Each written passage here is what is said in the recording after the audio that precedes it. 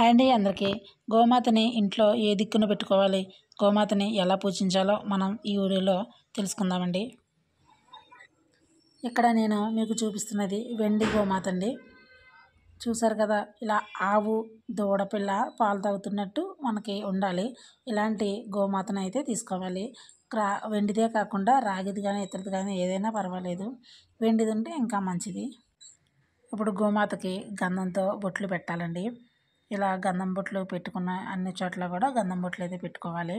ఇలా గంధం బొట్లు పెట్టుకున్న తర్వాత కుంకుమ బొట్లు కూడా పెట్టుకుని గోమాతని నిండుగా అలంకరించుకోవాలి. గోమాతని ఇంట్లో పెట్టుకుని పూజ చేసుకుంటే చాలా మంచిదండి. సమస్త దేవతలు గోమాతలో కొలువై ఉంటారు. అందుకని గోమాతకి రోజు నమస్కారం చేసుకుని పూజ చేసుకుంటే చాలా మంచిదండి.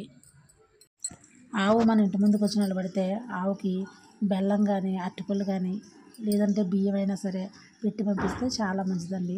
ఇలా గంధం కుంకుమ బట్టలతో ఆవుని ఇలా నిండుగా అలంకరించుకోవాలి.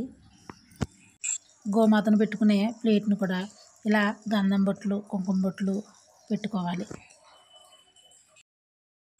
ఇలా ప్లేట్ను కూడా గంధం కుంకుమ బొట్లతో ఇలా అలంకరించుకోవాలి ప్లేట్ను కూడా. ఇప్పుడు ఈ ప్లేట్లో కొన్ని పుష్పాలు కూడా తీసుకుని ఇలా చుట్టూ నిండుగా ప్లేట్ నిండుగా పెట్టుకోవాలి.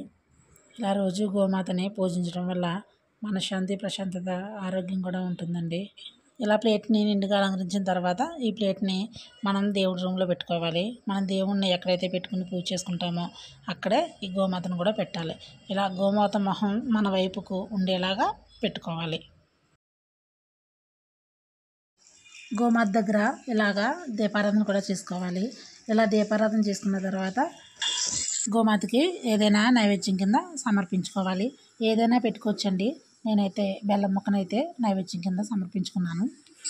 ఇప్పుడు అక్షంతలు తీసుకుని ఓం శ్రీ శరభ్య నమః అనుకుంటూ మనం పూజ చేసుకోవాలి.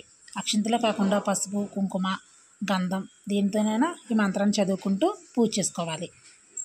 ఇలా గోమాతకి ప్రతిరోజు పూజ చేసుకోవడం వల్ల ఇంటికి చాలా మంచిదండి. మనకు కూడా మనశ్శాంతిగా ఉంటుంది. ఈ వీడియో నచ్చితే లైక్ చేసి షేర్ చేసి మన ఛానల్ సబ్స్క్రైబ్ చేసుకోవడం మాత్రం మర్చిపోకండి. మళ్ళీ ఒక మంచి వీడియోతో మీ ముందుకు వస్తాను.